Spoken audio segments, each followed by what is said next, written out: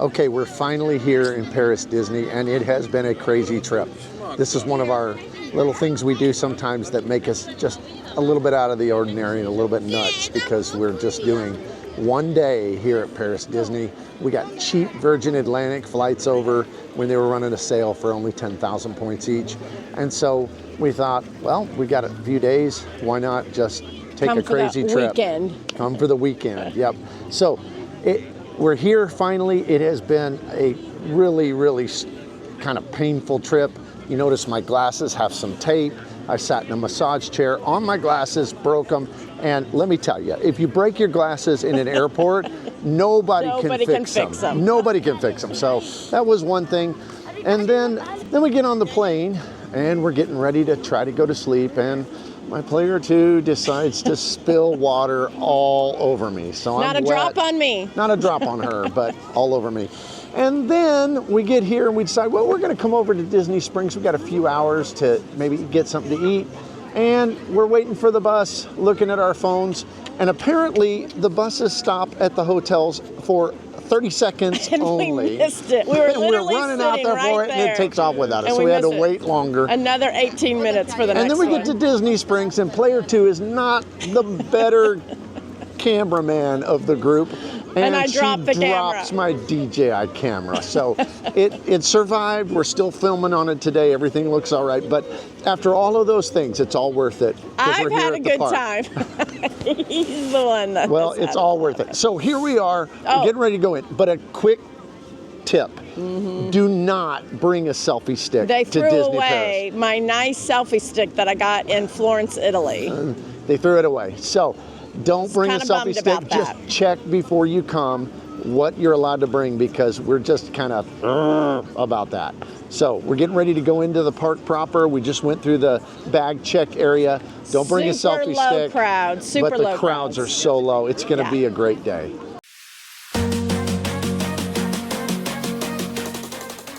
And one of the things that absolutely blows our mind is, if you're used to parks in the United States, there is nobody here. I mean, we're here in the middle of May. Right before it opens. And the weather's perfect. It's going to be between 70 and 79 degrees today.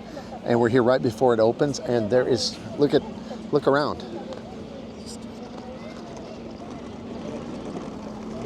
We just wanted to point out the train station is right behind us, and the entrance into Disneyland Park in Paris is right in front of us. So it's very easy to get around here if you wanted to take train or the bus. What's really nice is that you come into one entrance for both parks. So you can go to the right and go to Disneyland in Paris, or you go to the left and go to the Hollywood Studios in Paris. And then a little bit more to the left is how you get into the Disney Village. That's that area that you can shop and eat without any cost to going into that area.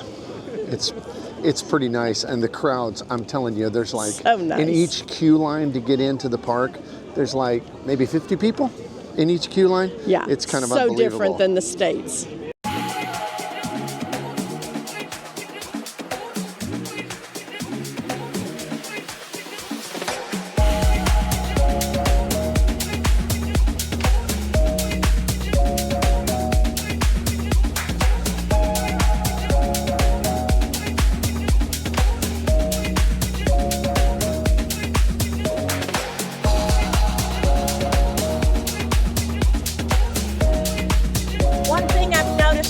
Real quick, because I haven't noticed those people standing around taking your pictures in those iconic picture places that you see all the time at Disney World or Disneyland in the States. Not to say they're not here, just haven't seen them yet.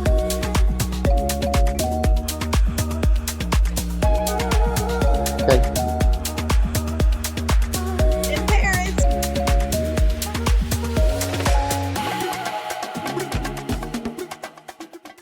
Okay, we just walked in the park. We're here on Main Street. Super easy. Super easy. There is, like I said, in the morning, there's just nobody here.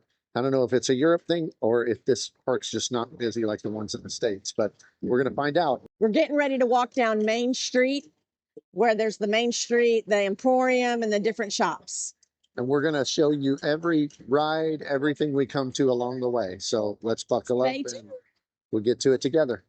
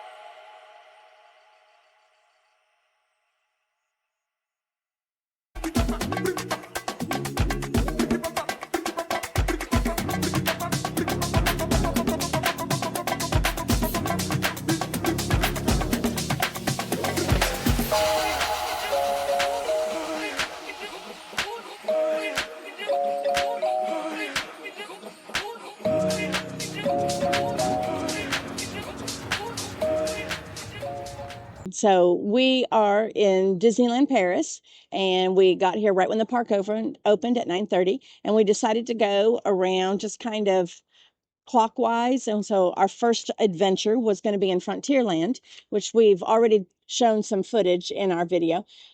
I will say it has a lot of the same feel as the Frontierland in the States. However, everything here is closed. Two rides are under construction, so I understand that. And we got to ride their version of the Haunted Mansion, which is called the Phantom Mansion here.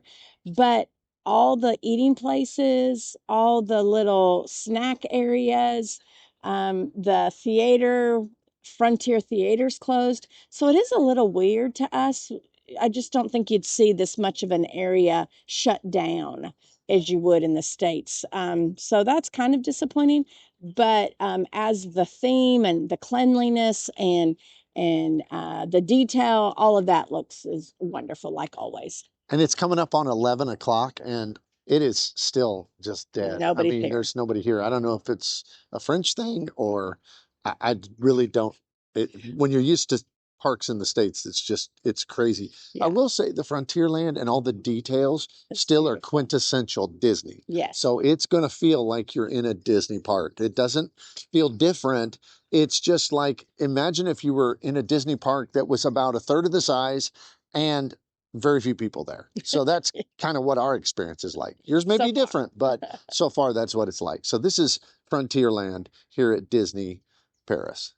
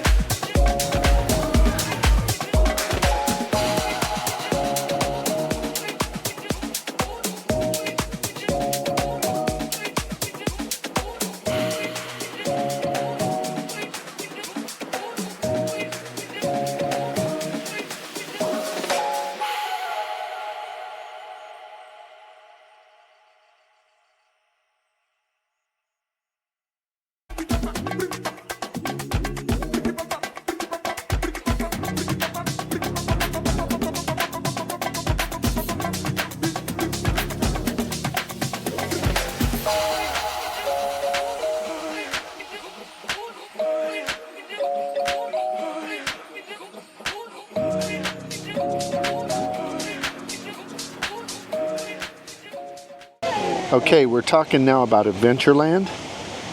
So Adventureland has two of the few rides that they have in Disneyland Paris. And one is the Indiana Jones and the Temple of Peril. That was fun. It's different than the one in the United States because it's like outside roller coaster. Goes upside down. You know how the one in the States you go in and you see like the boulder coming down and it's an indoor ride. It's not like that here in Disneyland Paris. So it's an outside roller coaster, but it even goes upside down. It even has one loop. It's pretty fun. And then the other one, the big one, is Pirates of the Caribbean. And the Pirates of the Caribbean ride is really similar to the one in the States. It has a little bit less Jack Sparrow, it seems like, but it's kind of similar. It's got the automated different characters that are working, and I thought it was pretty good. Yes, both of them, again, I thought were really nice. The Pirates of the Caribbean, a little different than what we're used to, but still had that same indoor, on-the-boat ambience that we have at the parks we've gone to in the States. So both very nice.